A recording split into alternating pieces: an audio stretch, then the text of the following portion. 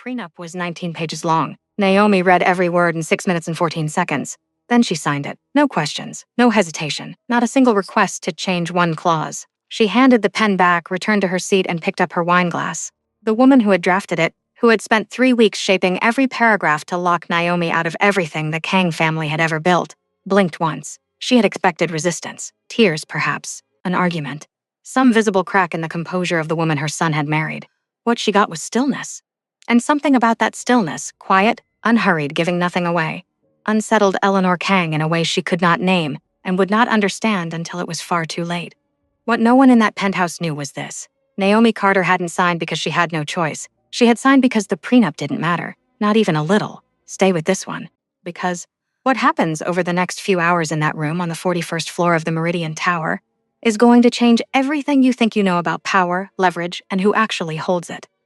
Drop a comment right now. Tell me where you're watching from and what time it is where you are. I read every single one, and if you're new here, hit subscribe. You do not want to miss how this ends.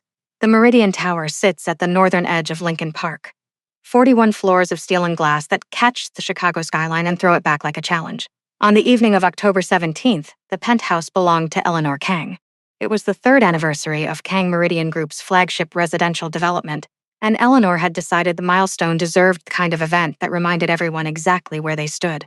60 guests, flowers from Osaka, a sommelier from a 3-Michelin-star kitchen, one message calibrated into every detail that the Kang name was permanent and permanence was not available to just anyone.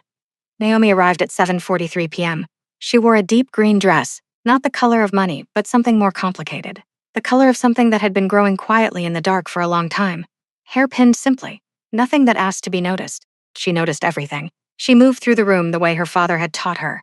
Eyes open, expression easy, cataloging without appearing to. The absence of 4 paintings on the east wall replaced with unsigned, unfamiliar work. The catering staff moving with the efficiency of people reduced from a larger number. Small signals, individually meaningless. Together, a sentence. Eleanor found her within 4 minutes. Naomi. Warm in the way of a handshake that is slightly too firm. Eleanor touched her arm briefly, then turned back to the couple beside her. This is Julian's wife. She's been involved in the community side of things. A pause timed precisely to imply the sentence was complete. Then, now where were we, the Lakeshore proposal? Naomi kept her expression easy, Julian's wife, not Naomi Carter. Not a woman with a name or a father who had spent the 30 years watching empires collapse quietly in conference rooms. Just a relational designation, a placeholder. She had heard it before. Last October, Do-hyun's partner. The March dinner, no introduction at all. A silence so practiced it had to be intentional. 100 small gestures, none of them accidental. These were not accidents, but they were also not what Naomi was thinking about tonight. She found a spot near the far windows. 41 floors below, Chicago moved in the dark, the grid spreading west until it blurred. South side, 8 miles. She thought about what 8 miles meant depending on which direction you were traveling. You look like you're solving something. She turned. Korean American, late 20s, the posture of someone recently told his opinion mattered in rooms like this one. His name tag read Daniel Cho, Kang Meridian Investment Partners. Just thinking, Naomi said. About? She let the pause sit. Distance. He nodded as if the answer made sense and returned his attention to the room. She noted his face. The way he watched Eleanor, admiration edged with deference. The look of a man who had decided proximity to power was the same as understanding it. The way he straightened slightly when Do-hyun entered 11 minutes later from the far side of the room. Do-hyun. She watched her husband work the space the way he always did. Precise, controlled warmth, genuine but carefully rationed. 3 investors, hands shaken. Something low exchanged with Victor near the bar. His mother's shoulder touched briefly in passing. Then he crossed toward Naomi. His hand found on the small of her back, the gesture of a man who knew her. Automatic, familiar. And in its familiarity was something that looked like care and functioned on most nights as a substitute for it. How are you holding up? Low voice. Fine. He looked at her, not searching, but aware. There was something in Do-hyun's eyes she had spent a long time trying to name. Not indifference, not cruelty. Something more painful. The look of a man who had chosen comfort over honesty so many times the choice had become invisible to him. 14 months ago, Eleanor had made a comment at dinner, aimed with precision at the woman sitting across the table.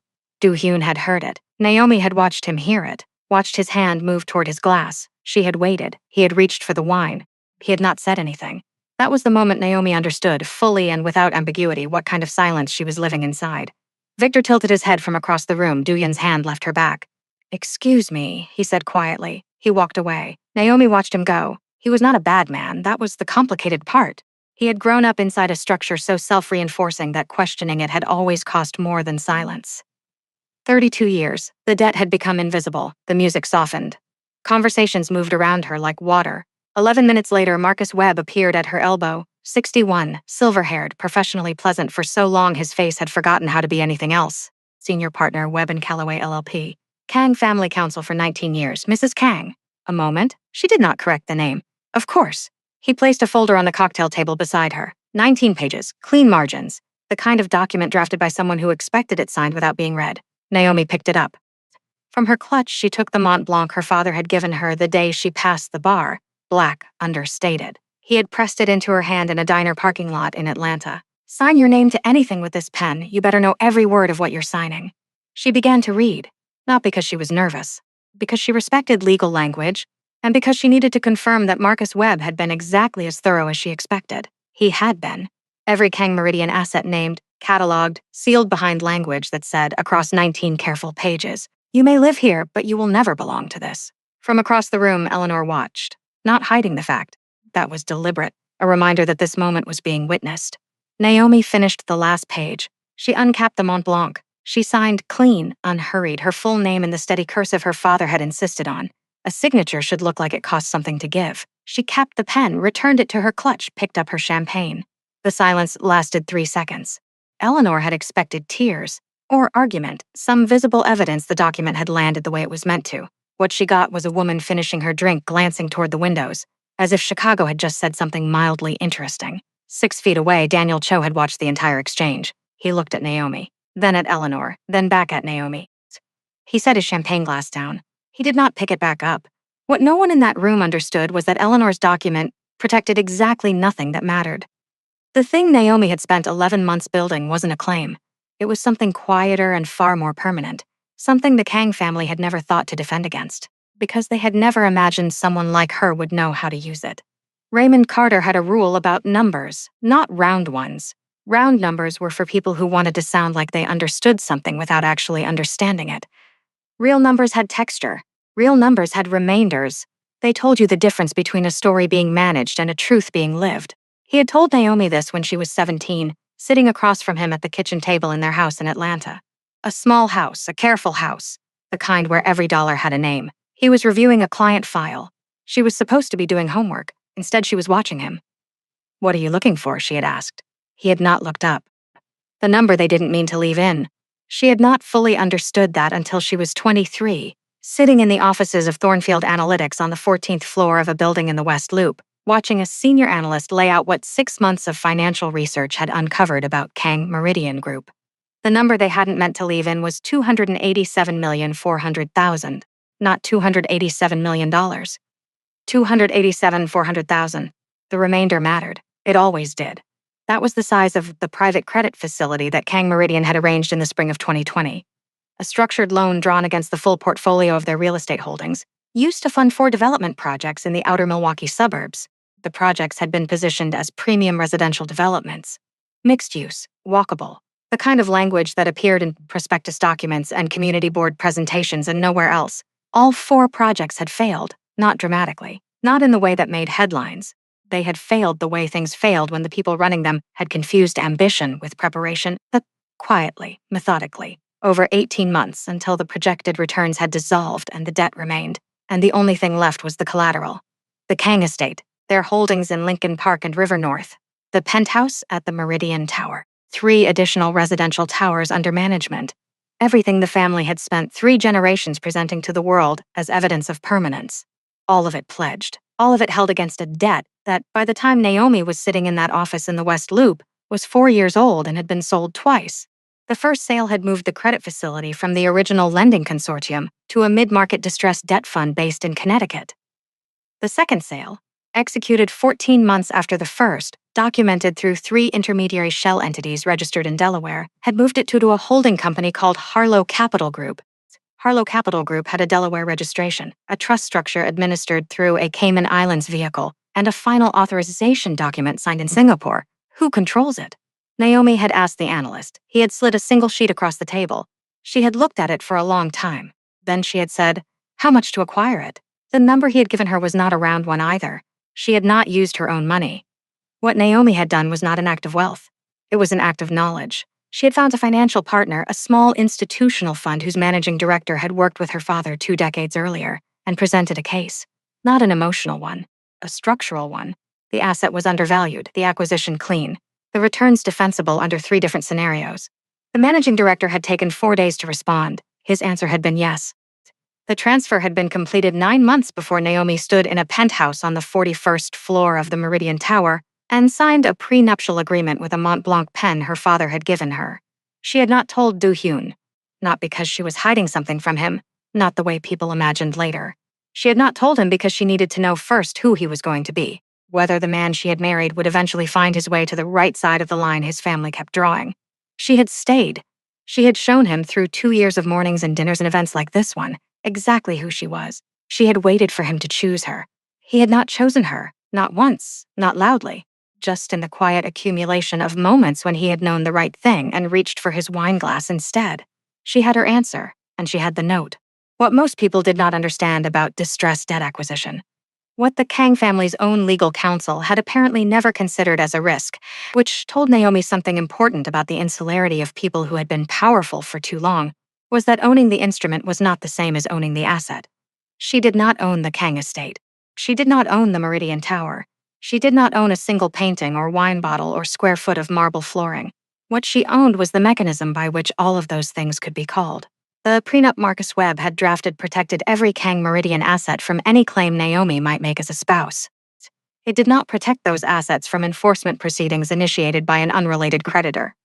Those were 2 different things. Naomi had understood this distinction since she was 19 years old. She was relatively certain Marcus Webb was about to understand it for the first time. Back in the penthouse, the evening had moved on. Guests had shifted to a seated dinner. Naomi took her place 3 seats to Do-hyun's right, between an architect from River North who kept checking his phone and a woman in municipal finance with kind eyes who seemed to sense, without being told, that Naomi was not entirely present. She ate. She answered questions when they were asked. She watched the room the way her father had taught her. At 9:47 p.m., Marcus Webb's phone rang. She knew the number that was calling. She watched him glance at the screen, watched his expression do something small and involuntary. A flicker, barely visible, the kind of reaction a 61-year-old man produced when something registered as wrong before his professional training could suppress it. He excused himself from the table. He stepped toward the east corridor. Naomi set down her fork. She was not ready to move yet. This part required patience, the same patience she had practiced for 11 months, the same patience her father had modeled every time a client called in a panic and answered in a steady voice. "Let me tell you what is actually happening." She picked up her water glass. She waited. What no one at that table realized was that the phone call Marcus Webb had just stepped away to take was not the beginning of what was about to happen. It was the end of everything the Kang family had believed was already settled. Marcus Webb was gone for 4 minutes and 31 seconds. Naomi knew because she counted. Not obsessively. Calmly, the way her father had taught her to count things that mattered. Time. Paragraphs. The silence between someone asking a question and someone deciding how to answer it. 4 minutes and 31 seconds was long enough to receive information you hadn't expected. Not long enough to figure out what to do about it. When he returned, his expression had been rebuilt into something professionally neutral, but the reconstruction was slightly too careful. The straightening itself was the evidence. He sat down, did not reach for his wine, leaned toward Victor and said something low enough that the table couldn't hear. Victor's fork stopped moving. 54 years old, thinner than Do-hyun, the same angular features softened by 2 decades of comfortable decisions. He had managed Kang Meridian's finances for 11 years. In Naomi's assessment, a man who understood numbers well enough to use them and not well enough to fear them. He heard what Marcus said. He set his fork down entirely. Naomi took a slow sip of water. Victor touched Eleanor's arm. 2 fingers, a brief press, the family's shorthand for something that needed handling. Eleanor registered it without looking at him. Her eyes moved across the table with the practiced sweep of a woman who had spent decades reading rooms and landed, for just a moment, on Naomi. Naomi looked back at her, not with challenge, not with satisfaction, just a long, even look, the kind that gives nothing and takes nothing and simply exists, steady as a wall. Eleanor's gaze moved on. She stood, smoothed her dress, said something gracious to the guests nearest her, and crossed to where Marcus and Victor had gathered near the east corridor. The 3 of them stood close together in the way of people who needed to appear casual while having a very different conversation. Naomi watched. She watched Eleanor's shoulders when Marcus handed her his phone. The slight rise, The pullback. The involuntary posture of a body absorbing something the mind wasn't ready for. Eleanor read the screen, then read it again. Then Eleanor looked up. Across the length of the dining room, past the flowers from Osaka and the crystal and the 60 guests who had been invited to witness the permanence of the Kang name, Eleanor looked directly at Naomi. Naomi did not look away. 3 seconds passed, maybe 4. Then Eleanor crossed the room. She moved with complete composure. That was the thing about Eleanor Kang. Whatever was happening inside her, the surface held. It had held through her husband's death, through 3 rounds of restructuring the family had never publicly acknowledged, through every room that had ever needed it. It held now. She stopped at Naomi's chair. Would you join us for a moment? Not a request, exactly, but measured enough to perform as one. Of course, Naomi said. She set her napkin on the table, pushed her chair back, and stood. She did not bring the folio. She did not need to. Everything she needed was already exactly where it was supposed to be. She followed Eleanor to the east corridor. Victor and Marcus were waiting. The corridor was quiet, marble floors, low lighting, the dinner muffled on the other side of the wall, a space designed for discretion. The Kang family had always known which rooms were for display and which were for business. Marcus spoke first because that was his function. Mrs. Kang. The formal address had weight behind it now. We've received a notification from a creditor, Harlow Capital Group, claiming to hold a structured credit instrument against Kang Meridian assets. They're requesting confirmation of the collateral portfolio within 72 hours. He paused. Are you aware of this company? I am, she said. The corridor got very quiet. Victor made a sound, not a word, something shorter than a word. A compression of breath that happens when a number you thought you understood turns out to have a remainder you missed. Eleanor did not make a sound. She stood perfectly still, her hands loose at her sides, her face composed with the discipline of a woman who had decided, somewhere in the 14 years since her husband died, that she would never again let a room see her break. How? Eleanor said and stopped. She started again. What is your connection to this company? Naomi reached into her jacket and removed a folded sheet, set it on the console table. 4 pages. Harlow Capital Group's ownership chain. Delaware registration, Cayman Trust vehicle, Singapore authorization. The final line, N.E. Carter, beneficial owner. Eleanor looked at it, then at Naomi. You own our debt, Victor said. Not a question. The flat delivery of someone naming a fact they did not want to be true. I own the instrument that holds your portfolio as collateral, Naomi said. Which is a more precise way of describing what your family has been standing on for the last 4 years, not a legacy. A liability with a very expensive address.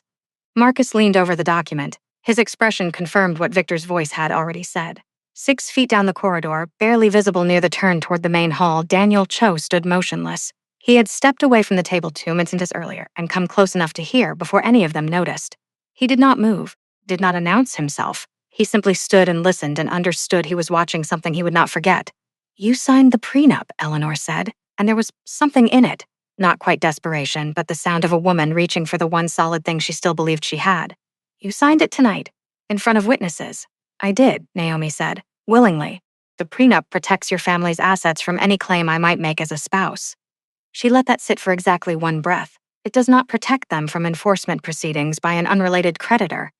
The silence that followed was the kind that does not recover, not the silence of a pause, the silence of a room that has just changed shape.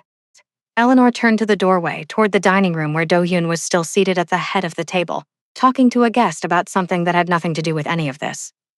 Get Do-hyun, she said to Victor. Even, controlled, the voice of a woman who had not yet decided whether what she felt was rage or grief, and was not going to decide in a corridor in front of a creditor. Victor went. Naomi looked at Eleanor. Eleanor looked at Naomi. For the first time that evening, possibly the first time in 2 years, there were no guests between them. No performance required, just 2 women in a corridor, each understanding with complete clarity exactly what the other had done. What none of them were ready for was what Naomi was going to ask for next, because it had nothing to do with money, and that would take all of them the longest to understand. Do-hyun entered the corridor 30 seconds after Victor. He had straightened his jacket on the way, the automatic gesture of a man told something requires his attention but not yet what. His expression was composed, the way it always was when something needed managing. He looked at his mother first, then Marcus, then Victor, then he looked at Naomi. Something shifted, not on the surface. The surface held, the way it always held in this family. But underneath, in the set of his jaw and the slight change in how he carried his weight, Naomi saw it. Not surprise, something older. He had known on some level that this woman was not who his families had decided she was. The way you know a song is wrong before you can name the note. He had simply chosen again and again not to examine the knowing. What's happening? He said. His voice was quiet, even.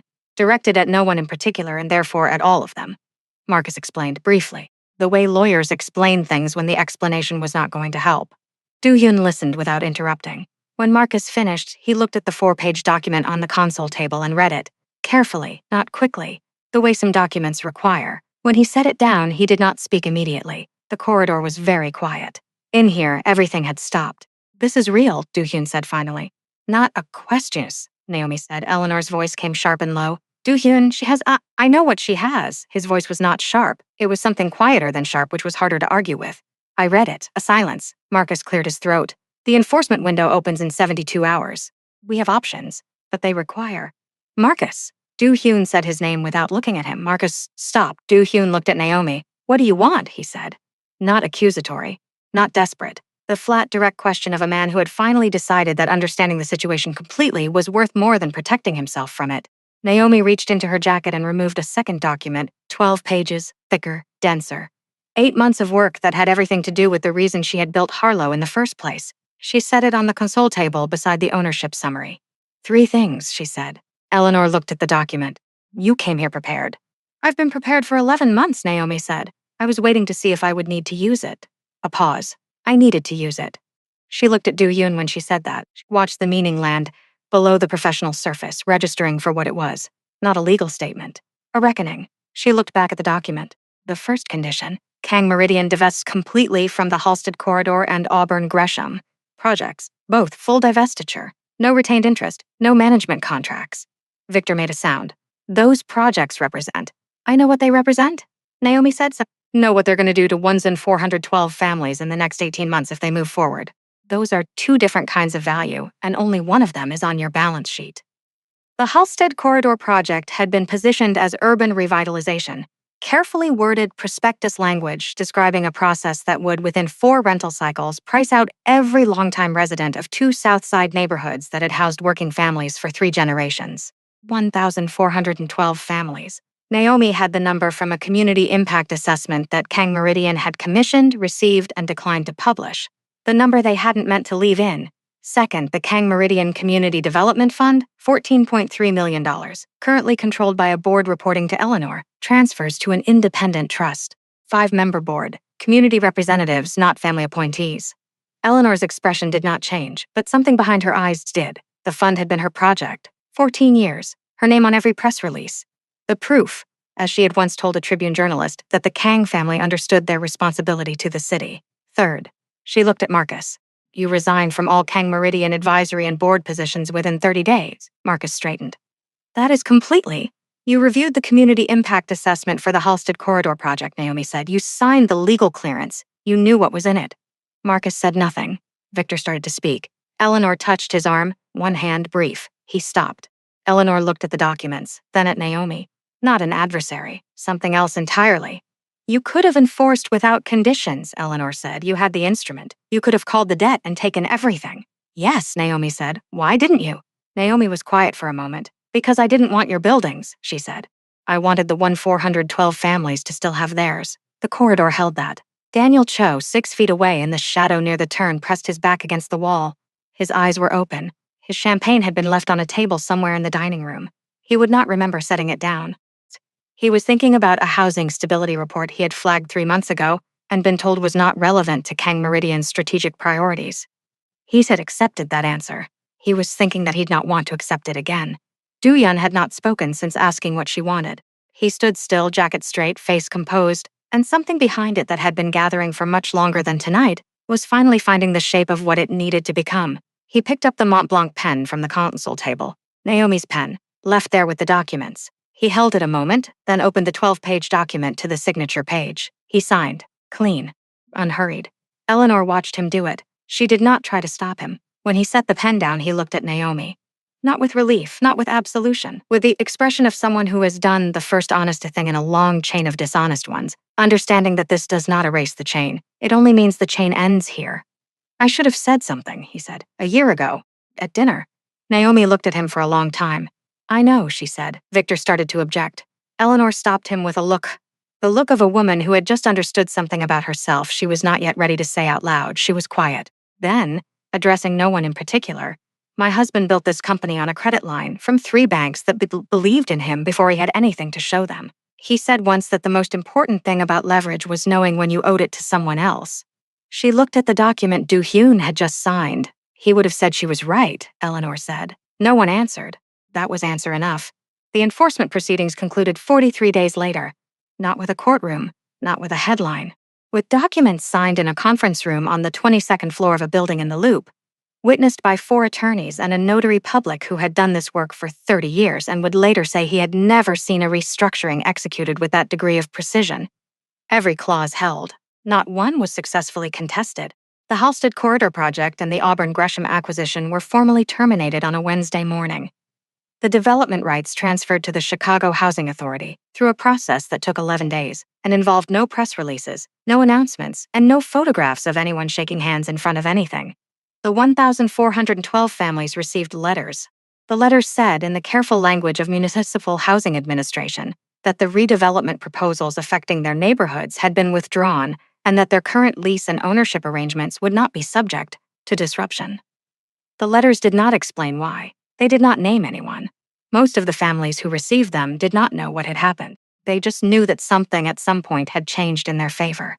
That was enough. The Kang Meridian Community Development Fund transferred to independent governance 6 weeks after closing. The new board held its first meeting in a community center in Bronzeville.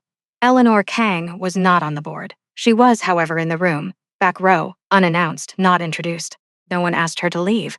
She stayed for the full 2 hours. Marcus Webb submitted his resignation 17 days before the deadline. No statement. 3 of his other clients quietly moved their accounts in the following month. Some losses are not the kind you contest publicly. Kang Meridian itself did not collapse. That was something Naomi had understood from the beginning, which was why the agreement had been structured the way it was. The company restructured, painful and slow, requiring Victor to have conversations he had spent years avoiding. But the core assets stabilized, the credit facility resolved on demanding but survivable terms, and 18 months later Kang Meridian was smaller, more carefully managed, and no longer building anything on the south side. Du-Hyun stepped back from day-to-day operations in February. He described it, in the brief internal communication Victor distributed, as a leave of absence to reassess the company's strategic direction. That was accurate as far as it went. What it did not say was that he had spent the weeks following October 17th doing something he had not done in a long time, sitting with the discomfort of understanding who he had been and what that had cost, without reaching for anything to make the discomfort smaller. He had not reached out to Naomi. She had not expected him to. Some things cannot be repaired by reaching out. They can only be acknowledged, lived with, and, if the person doing the living is honest about what is required, slowly transformed into something that makes the next choice a different one. 3 months after the restructuring, Daniel Cho submitted his resignation from Kang Meridian Investment Partners. His letter was 2 paragraphs long and thanked the firm for the opportunity without elaborating on his reasons. 6 months after that, a small investment fund registered in Illinois filed its incorporation documents. Purpose: impact investment in affordable housing preservation across the Chicago metro area. Managing partner, Daniel Cho. He had called his father the night before filing. His father, who had emigrated from Seoul in 1987 and spent 20 years running a dry cleaning business in Pilsen, had listened to the whole explanation and said, "You're going to lose money." Daniel had said, "Probably at first." His father was quiet for a moment. "Good," he said. "The things worth doing usually cost something at the beginning." 8 months after October 17th, Naomi Carter was in Atlanta. 3rd floor office on Peachtree Street. Not a prestigious address, good light and enough space for 4 desks. The company was called Carter Thornfield Advisory. 4 people, no press release, no announcement. The work was the work her father had done, finding the number they hadn't meant to leave in. Helping organizations understand what they actually owned versus what they believed they owned. Restructuring things in ways that left the people at the bottom with more than they'd had before rather than less. Her father called on a Saturday morning in June. "How's the city?" he asked. "Warm," she said. "How are you?" "Old," he said, "but useful." She laughed. "How do you feel?" he asked. "About all of it." She was quiet for a moment. Outside Atlanta was moving through a Saturday the way Atlanta moved, slow and green and particular about its own pace. "Like I stopped waiting for permission," she said. He was quiet. "Your mother would have liked her," he said. "The woman you've become." Naomi did not answer immediately. She looked at the desk in front of her. At the Mont Blanc pen in the corner of the desk tray, black, understated, the cap slightly worn from years of use, she had not put it away. She had not made anything ceremonial of it. It was just a pen.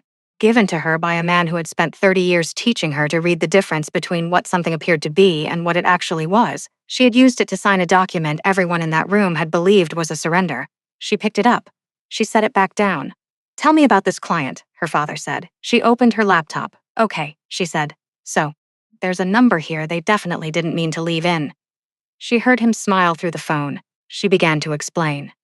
On the south side of Chicago, in a neighborhood called Auburn Gresham, a woman named Patricia Holloway was sitting on her front porch on a Saturday morning in June. She had lived in that house for 27 years. She had raised 3 children there. She had, at one point 8 months ago, received a letter from a development company informing her that her building was located in a zone identified for potential acquisition. She had received a second letter 4 months later saying the acquisition had been withdrawn. She did not know why. She did not know the name Naomi Carter. She did not know Kang Meridian or Harlow Capital Group or Thornfield Analytics.